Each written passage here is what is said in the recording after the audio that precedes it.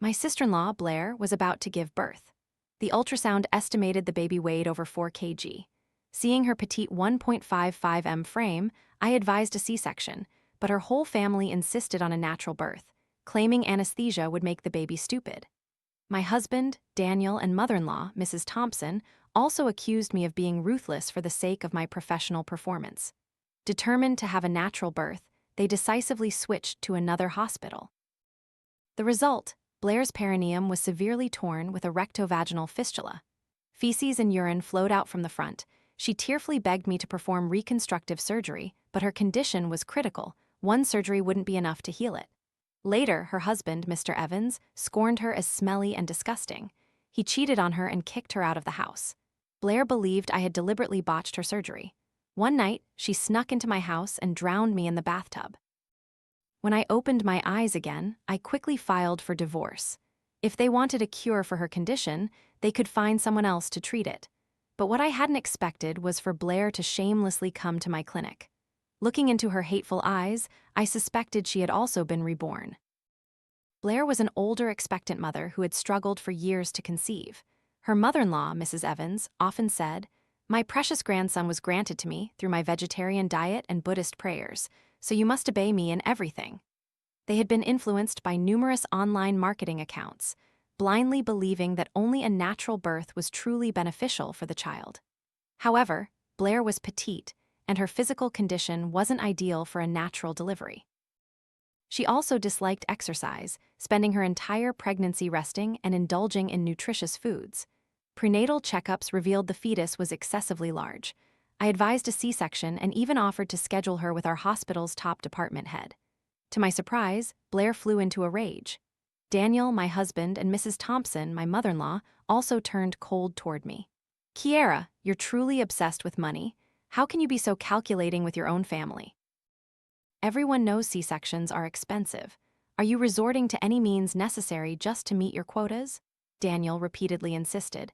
"I've spoken highly of our department head. You must arrange for my sister to have a natural birth." But her medical records clearly showed the risks. Forcing a natural delivery would be extremely dangerous.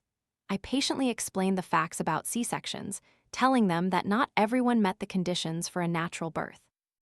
Still, Blair's family stubbornly refused to listen. "Aren't these so-called natural birth standards all set by you doctors? You can say whatever you want. Isn't it just about making money? Do you think we're fools? Back in the day, there were no C-sections, and women still gave birth, didn't they?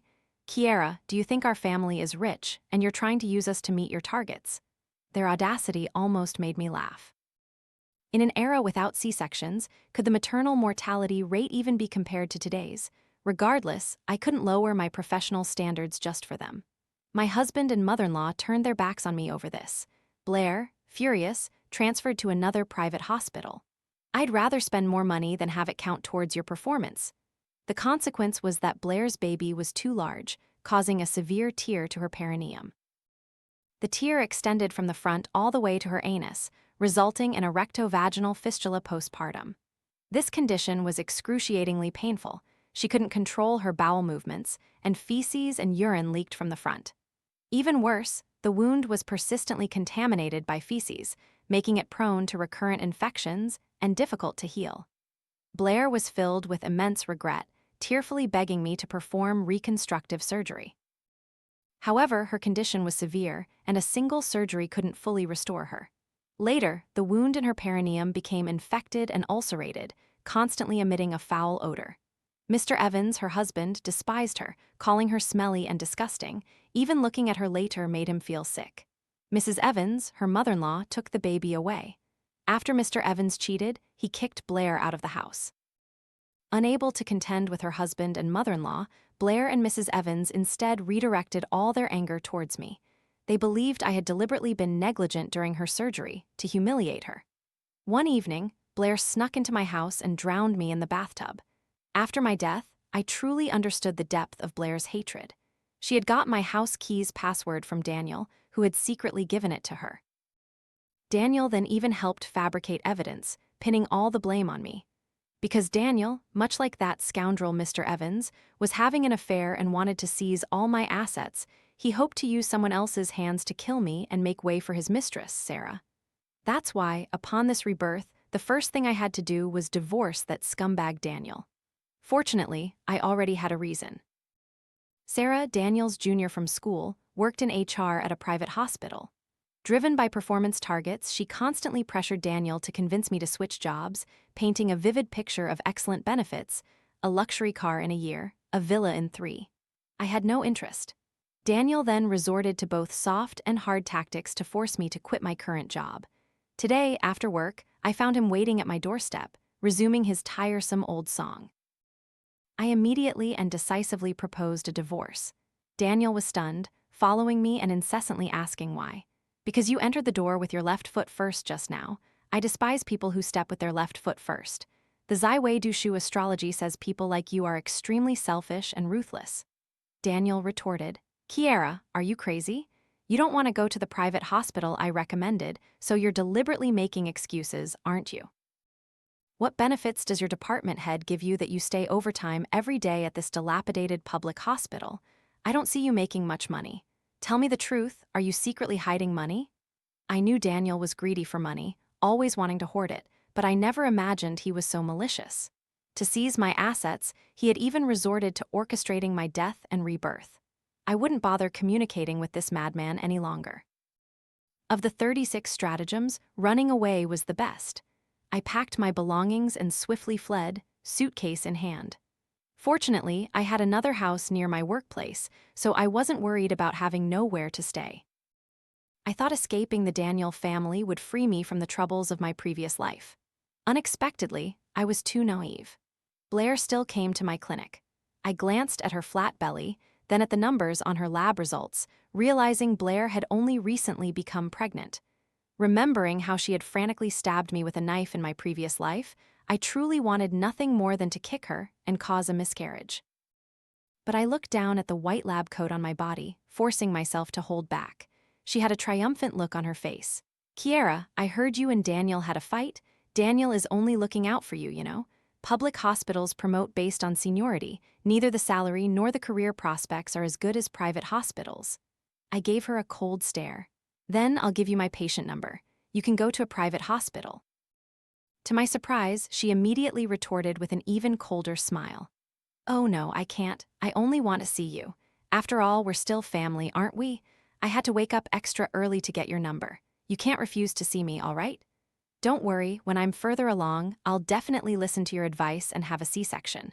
Oh, and you wouldn't deliberately mess up my surgery, would you? Her words startled me. I couldn't help but look up at her, only to find Blair staring intensely at me, her eyes revealing a chilling hatred that sent shivers down my spine. In that moment, I instinctively felt that Blair must have also been reborn.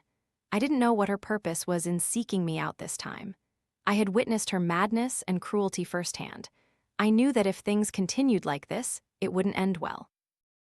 But what she said wasn't wrong. Hospital regulations stated that once a patient had taken a number, I couldn't refuse to treat them without a valid reason.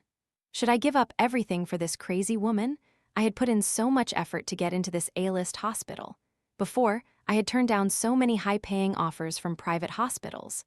I clenched my teeth, furious at the thought of abandoning the hard-won career for someone like her. I would not give up. Fortunately, Blair's pregnancy was still in its early stages. For now, it only required some routine tests. I needed to think of another plan. The following month, Blair came for another checkup, this time accompanied by Daniel. He had called me countless times before, but I hadn't answered any of his calls. It seemed he had run out of options and resorted to coming to the hospital with Blair to find me. Just then, a horrified scream erupted from the waiting crowd outside. A tattooed young man, Mark, pushed his way through everyone and stormed into the clinic. I recognized him. Last week, he had brought his young girlfriend for a prenatal checkup. Dr. Ben, from my team, had seen them. Dr. Ben had discovered Mark's girlfriend was anemic and advised him to ensure she got proper nutrition, otherwise it would affect the fetus's development. The result was that the young girlfriend, worried about the baby, decided on her own to have an abortion. Strangely, Mark placed all the blame on Dr. Ben, accusing him of saying scary things that frightened his girlfriend into aborting. He demanded a large sum and caused a ruckus, demanding Dr. Ben compensate him. Dr. Ben, relatively new to the job, was clearly experiencing a hospital disturbance for the first time. He stood up in a panic, his face pale, hands and feet flailing. Mark aggressively cursed and lunged forward, grabbing his collar. I shouted at Mark while simultaneously standing up and calling security. In that fleeting moment, a sudden idea struck me. Wasn't this opportunity knocking on my door? The instant Mark swung his fist, I quickly darted in front of Dr. Ben, shielding him in full view of everyone. Mark landed 2 punches on my head. It actually didn't hurt as much as I expected. On the contrary, Mark cried out in pain, shaking his hand frantically. But I played along perfectly, clutching my head and screaming dramatically like a pig being slaughtered. Ah, my head hurts so much it feels like it's going to split open. Immediately after, I rolled my eyes and collapsed directly onto the floor. The surrounding crowd immediately erupted. Oh my God, a disturbance, someone's been beaten. A doctor has been knocked unconscious. Was she hit in the temple? Oh no, it could be life-threatening. Quick, quick, quick, save her. Seeing Mark unarmed, several enthusiastic men who were accompanying their pregnant wives for checkups rushed forward, coordinating with security to subdue him. I was also taken to the emergency room, taking the opportunity to enjoy a good night's sleep in the hospital room. When I woke up, I saw Daniel sitting beside my bed, feigning distress and shedding a few hypocritical tears. It was laughable. He might fool others, but I had long seen through his petty intentions. Greedy as he was, this was clearly his attempt to seize the opportunity to demand compensation from our hospital. When Mark had stormed into the clinic, Daniel was standing right by the door. If he had genuinely been worried about my injury, he would have helped sooner, instead of letting me suffer 2 undeserved punches. Kiera, I deliberately waited for you after work today, never expecting to run into this. Sai, you're too kind. This is a workplace accident, the hospital must compensate us. With that, Daniel moved to embrace me. I sprang up like lightning, delivering a sharp slap to his face. Where did this hooligan come from, daring to lay hands on me? Daniel was left dazed and dizzy from the blow, but with others in the room, he couldn't openly lose his temper. He forced a smile and said, Kiera, don't be scared, I'm your husband. Look closely, I'm Daniel. I blinked, feigning bewilderment. My act startled him, and he looked towards the attending physician beside him, silently pleading for help. Strange, he thought. The doctor just said the examination was normal, only superficial injuries. Could there be brain damage they didn't detect? The attending physician asked me, Dr. Kiera, Mr. Daniel here says he's your husband. Do you truly have no recollection? I weakly leaned on my forehead, looking at Daniel. You're really my husband. Are you sure? Then I'll tell you a little secret that only my husband and I know. Can you prove it to me? Daniel eagerly nodded. I tremblingly shifted to get off the bed. Daniel quickly stood to assist me. Seizing the moment with invisible speed, I yanked down his athletic pants. My husband used to cheat and got an STD. His thing was all rotten. Let me see if yours is still there, Daniel screamed, hastily clutching his lower regions and stepping back a few paces. He stumbled over the bedside stand and fell flat on his back. The fall was quite painful, his head hitting the floor. It took him a long while to regain his senses, and he was still exposed. The attending physician and the other patients, all young women, dared not approach to help him. I deliberately covered my eyes and shrieked loudly. He's a fraud. His thing is still there. This man is a pervert trying to impersonate my husband. Security, there's a pervert in the female ward. Catch him. My loud shouts brought several patients' family members and strong young male nurses rushing in. Seeing Daniel's exposed lower half, they didn't say a word, immediately grabbed his legs, dragged him into the hallway, and beat him soundly. You damn pervert, you even harass female patients. My daughter is underage and had to see your filth. I'll beat you to death. Later, the police had to intervene to verify Daniel's identity before the enraged crowd released him. However, the video of Daniel, exposed and being cursed as a pervert, was somehow uploaded online, leaving him no face to meet clients. He couldn't even go to his company. I pretended to drift in and out of consciousness. Although my eating wasn't affected, no major medical issues were found. However, given my current condition, I certainly couldn't continue treating patients. So, the hospital granted me extended leave and required me to return for follow-up appointments. Mrs. Thompson, Daniel's mother, knowing he lost his job because of me, angrily called to scold me. But I didn't care at all, because I knew this time, Blair's plan was completely ruined. This devious family would no longer be able to harm me. This time, Blair also knew she definitely couldn't wait for me anymore, so she turned to the private hospital where Sarah worked. Private hospitals, unlike public ones, had a dizzying array of fees. Although Blair's husband, Mr. Evans, was a successful businessman and their family was well off, both he and his mother, Mrs. Evans, were extremely stubborn. They adamantly believed that only a child born naturally was the smartest and healthiest. But Blair had already experienced such profound suffering that this time, no matter what, she couldn't bring herself to insist on a natural birth. She arranged to meet Sarah for lunch to confide in her. Wandering near the hospital, I happened to see Blair linking arms with Sarah, entering a cafe. I quickly pulled down the brim of my hat and stealthily followed them in, choosing a seat not far from theirs. Blair lamented to Sarah, saying she desperately wanted a C-section, but her husband and mother-in-law firmly disagreed. She had no independent income, and her own family wasn't influential enough, so she truly didn't dare to confront her in-laws. "Your private hospital is excellent, but the C-section package is simply too expensive. I genuinely can't afford it," Blair sighed, aimlessly stirring her coffee. Sarah blinked, comforting her. "Sister, are you worrying too much?" "It's still too early to decide on the delivery method." Blair hesitated. I guess she couldn't bring herself to reveal the events of her past life, so she made an excuse, saying she had seen many cases online of natural births resulting in severe tearing and complications. Sarah advised her, "Those cases you're talking about aren't common unless the fetus is excessively large. If you control your weight well, you'll definitely be fine." With that, she showed Blair her phone. "Look, prenatal yoga and exercise are very popular now.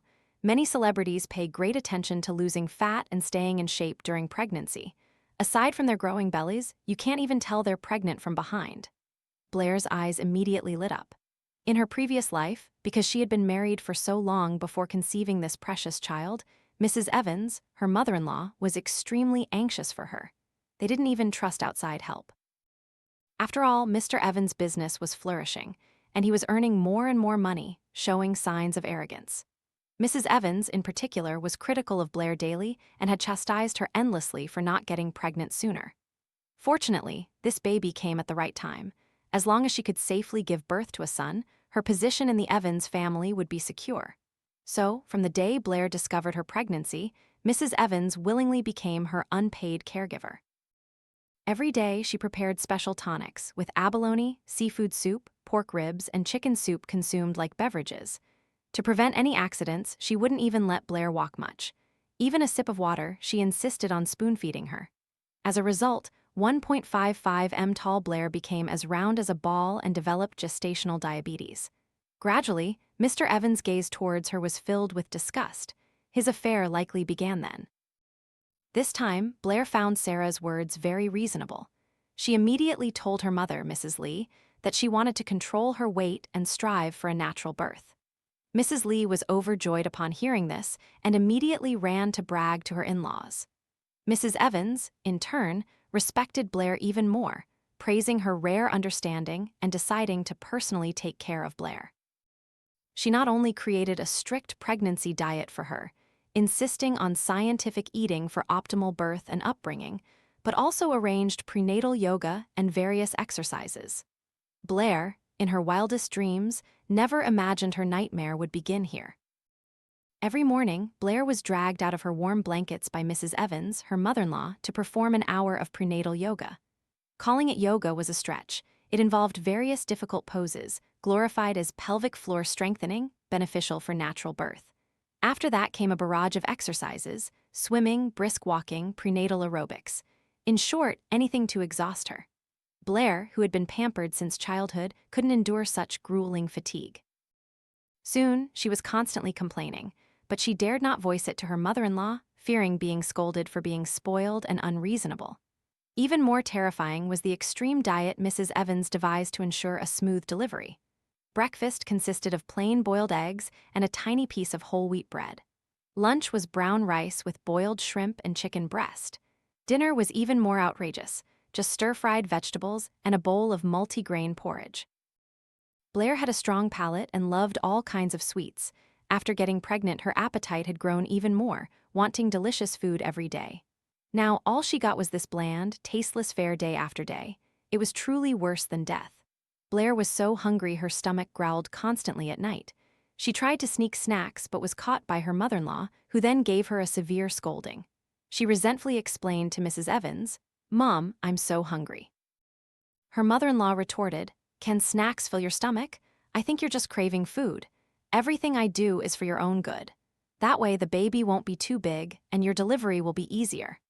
Besides controlling her diet and exercise, Mrs. Evans had apparently heard some folk remedy, claiming that frequent intercourse during pregnancy could clear the birth canal and make natural delivery easier. Blair was already exhausted from pregnancy, compounded by her intense daily exercise regimen, leaving her with absolutely no interest in such matters. But her mother-in-law didn't care. Every evening, she pressured Blair and Mr. Evans to make efforts to clear the path. Blair suffered unspeakably, but dared not resist. And so, under Mrs. Evans' meticulous arrangements, Blair endured a period of utter darkness. I watched it all with cold indifference, feeling not a shred of sympathy, only boundless schadenfreude. Finally, one day, Blair truly couldn't bear it anymore and secretly came to find me. Through the doorbell screen, I saw she had lost a lot of weight, her voice was weak, and her eyes clearly showed exhaustion. "Kiera, you really don't remember anything?" She wouldn't give up, trying to probe me. "In our past life, you said I ate too much, that the baby was too big, and advised me to have a C-section. So this time, I'm strictly controlling my weight. Can I really have a natural birth?" "Aren't you an obstetrician? Tell me quickly." I knew she was torn about whether to persist, but I chose to continue playing the fool. "Oh, you want to ask me about childbirth? This is indeed my specialty. Listen carefully and I'll tell you." I opened my phone, searched for postpartum care for sows, and began reading dramatically. There's a saying everyone should know: a good boar makes a good litter, a good sow makes a good farrow. This shows the importance of caring for a sow after giving birth. After farrowing, a sow's stomach and body are quite weak. At this time, it needs to be nourished. Blair was so furious she pounded on my door. "Kiera, who are you calling a sow?" I stifled a laugh, continuing to read earnestly. Furthermore, timely nutritional supplementation for sows after farrowing is also crucial. Products rich in vitamins, trace elements, and glucose can provide excellent nutrition, and at the same time, transfer nutrients to the piglets through milk, meeting the nutritional needs of the piglets. After pounding for a while, Blair's hands were swollen. The loud noise even attracted security guards with batons, forcing her to flee for her life. Watching her hurried retreat, the corner of my mouth curled into a cold smile. "Blair, you're finally getting what you deserve." Mrs. Evans continued Blair's rigorous training. Blair grew thinner and thinner, her complexion worsening daily. Her own mother, Mrs. Lee, was heartbroken for her daughter, repeatedly visiting the Evans home with tonics and pre-stewed pork belly, only to be coldly turned away at the door by Mrs. Evans. "My dear in-law, all of this was your daughter's own request. I work tirelessly every day caring for and supervising her. I'm exhausted to death. What's the meaning of this? Are you subtly criticizing me for not taking good care of Blair?" After saying this, she contemptuously glanced at the items in Mrs. Lee's hands. "Rest assured, Blair eats only premium organic food at my house. I would never let her eat these common, haphazard things. What if she ate something bad that affected my precious grandson? Would you take responsibility?" Mrs. Lee was speechless, choked by anger, her face turning white. Blair watched helplessly as her mother was humiliated and couldn't help but go to Sarah, crying. "Sarah, my life is so miserable right now. Is persisting with natural birth really worth it?" Sarah, while comforting her, continued to drill the benefits of natural birth into her head. "Blair, many experts say that naturally born children are smarter. Besides, natural birth is good for your health. Look at those female celebrities who doesn't have a natural birth. Their figures recover so quickly. If you have a C-section, not only might you miss the chance for a second pregnancy, but you'll have a hideous centipede-like scar on your belly. Many men will notice that. Let me tell you a secret. Many mothers at our hospital, because their stomachs sagged and looked ugly after a C-section, later found their husbands cheating." Sarah's words hit Blair's sore spot exactly. She knew better than anyone what kind of man her husband was. In her past life, she had desperately given birth for Mr. Evans, enduring so much suffering, only for him to call her smelly and disgusting and cheat on her soon after. Thinking of this, Blair couldn't help but shiver. I saw despair in her eyes. No, this life, she absolutely cannot repeat the same mistake. She had to persistently control her weight. She had to stay in shape. She had to hold onto Mr. Evans' heart. And so, under Sarah's brainwashing, Blair completely abandoned the idea of a C-section. Gritting her teeth, she endured Mrs. Evans' devilish training regimen. She forced herself to eat unpalatable food and strenuously exercise, all just to have a smooth, natural birth and a healthy child.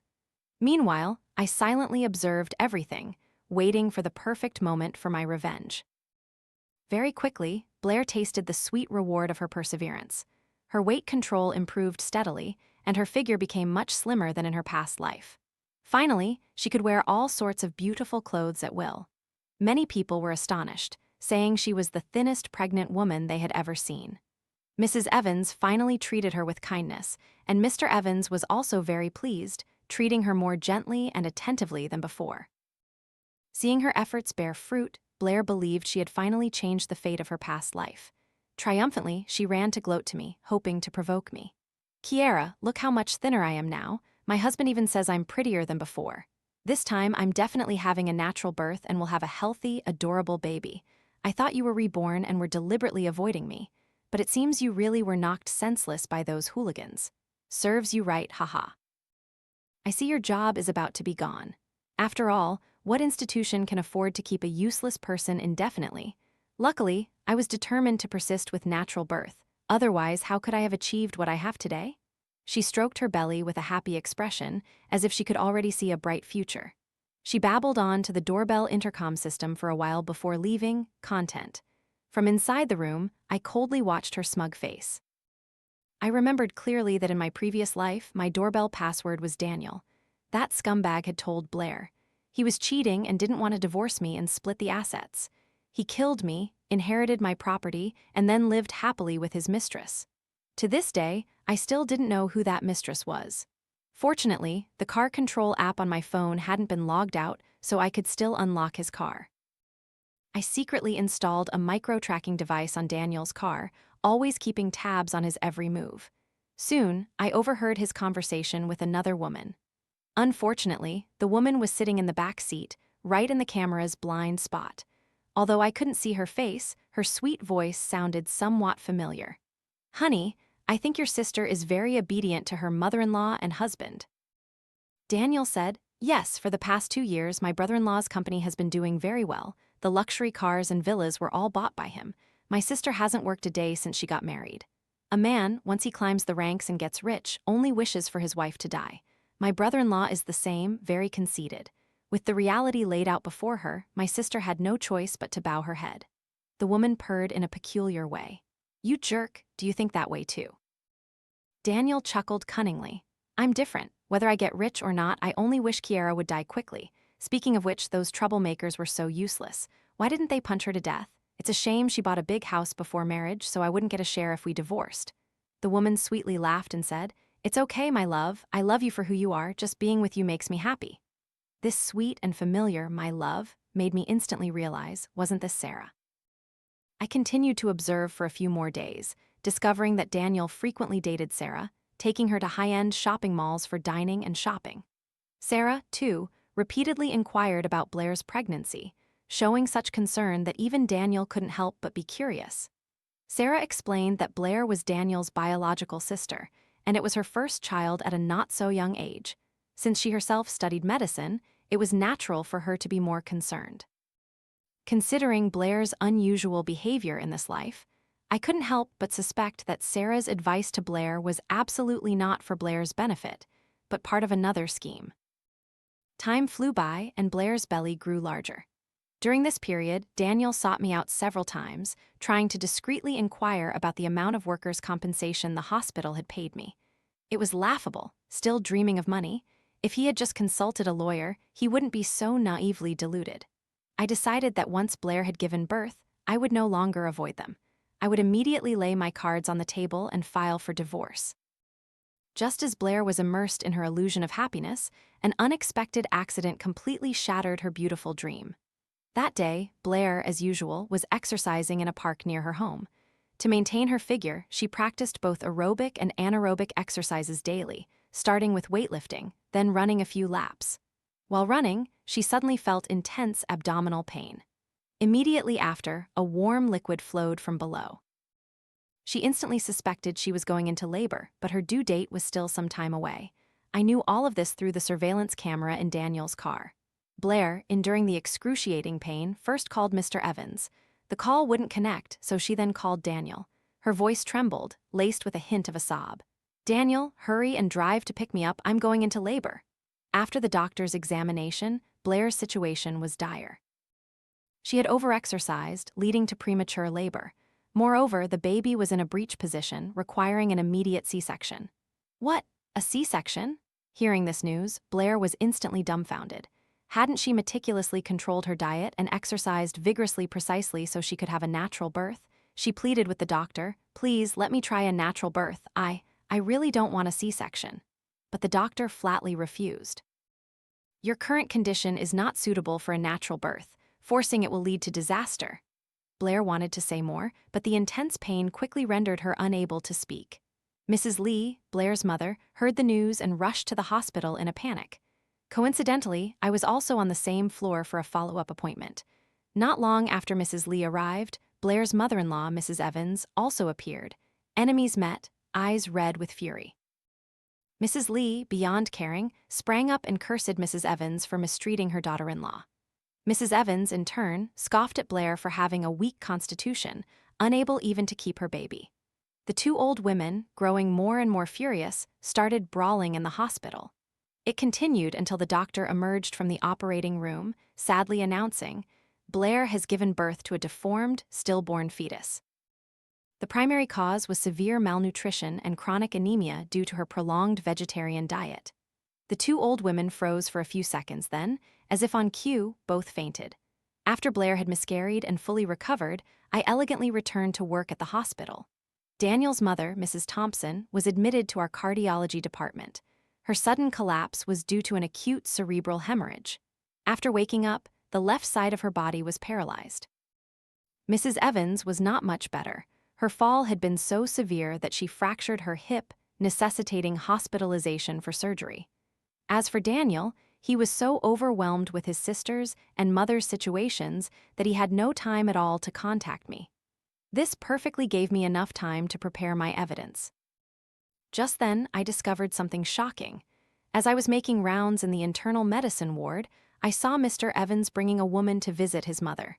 Oh, a scumbag is always a scumbag. Cheating is in his blood, like a dog that can't kick its habit of eating excrement, even if reborn 100 times. I blended in with a group of resident doctors and entered the room. Inside, Mr. Evans was complaining that the hospital beds were too cramped, making it impossible to arrange a private room. His mother, Mrs. Evans, had a joyful expression. She affectionately held the young woman's hand and said, "It's all right. The moment I heard Sarah was pregnant, I instantly felt better." Sarah, I thought, disguised among the interns, quickly raising my head for a fleeting glance at the sweet, shy, curly-haired woman beside Mr. Evans. It really is Sarah. Wasn't Sarah passionately involved with Daniel? How did she find the time to get entangled with Mr. Evans and even conceive a child? I kept counting on my fingers but couldn't figure out how many hands were in this relationship. Mr. Evans continued grumbling. "Mother, you've sacrificed so much for your children. Not only did Blair lose the baby, but her mother even dared to hit you. She's utterly shameless. At first, I must have been cursed to like a short woman like her." I glanced at Mr. Evans, almost bursting into laughter. Not only was he ugly, but even in middle age, his face was still covered in inflamed acne. And beyond the acne, his body proportion was 50-50. And on top of that, he was short. Without his specially made platform shoes, he couldn't even go outside. Sarah, at 1.72 m, looked taller than him. Honestly, Sarah was quite something, able to stomach any taste. Secretly involved with Daniel, and now entangled with the rich brother-in-law, and now she was pregnant with Mr. Evans' child. I guess she would definitely break up with Daniel before he found out anything. Fortunately, my preparations were almost complete. It was time to act. Indeed, on the way home, as Daniel was driving her, Sarah suggested they break up. Through the monitoring screen on my phone, I witnessed the entire process. When Sarah, with tear-filled red eyes, uttered the words, "Break up," Daniel was slightly stunned. He tried to coax her. "Honey, I know I haven't spent much time with you lately, but you know my sister and mother have been in trouble one after another and our home is a mess. Once I sort things out, I'll definitely spend more time with you."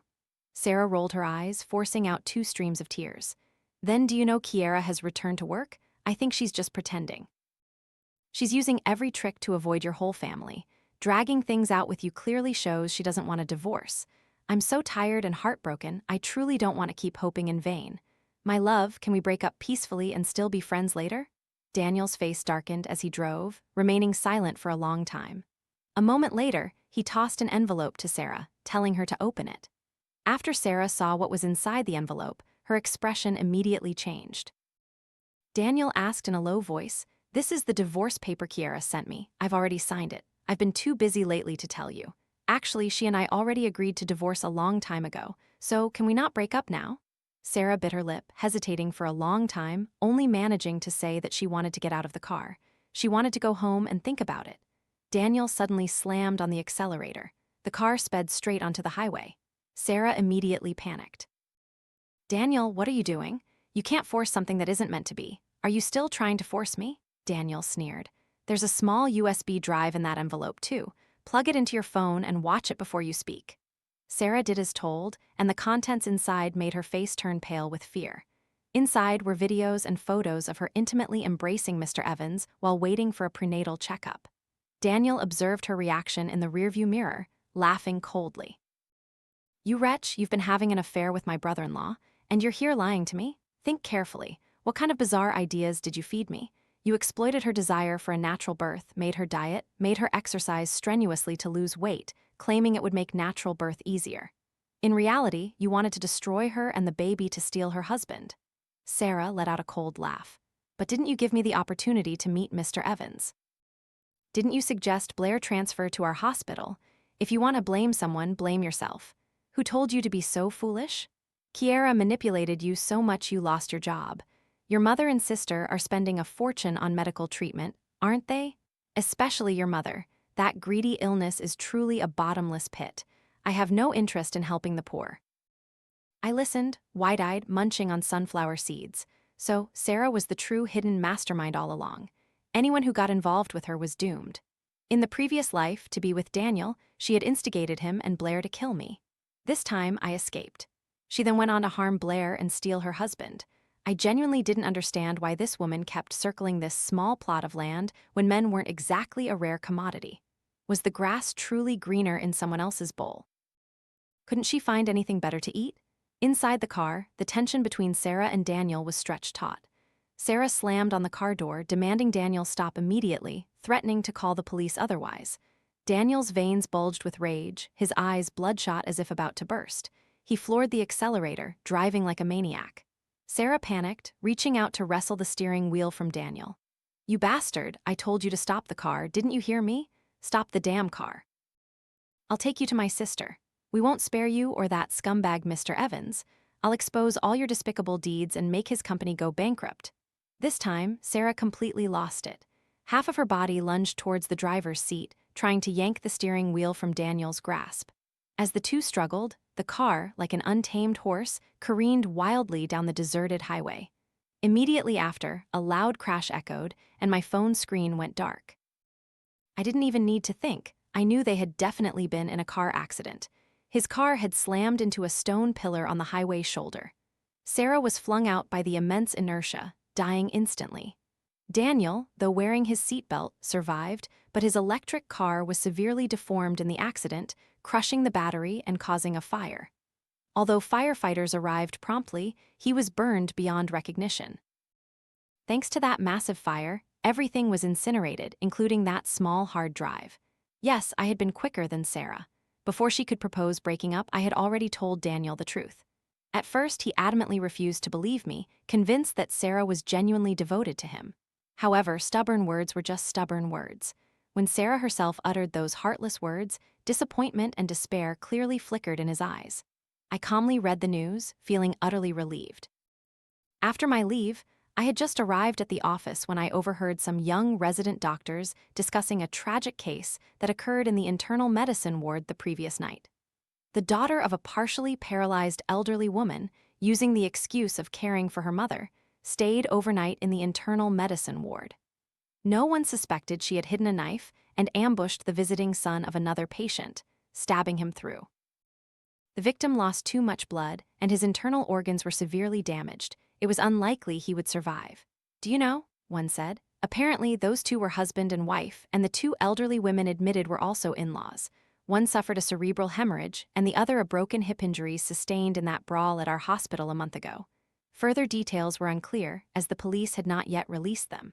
Oh my goodness, all because of family conflicts. How terrifying. Well, I'll just continue being a happy single dog. Hearing them, I couldn't help but smile. Being single was wonderful. Heaven had shown me mercy. I was finally single again. Every breath felt strangely free and sweet. This time, I would definitely live well for myself. Ah,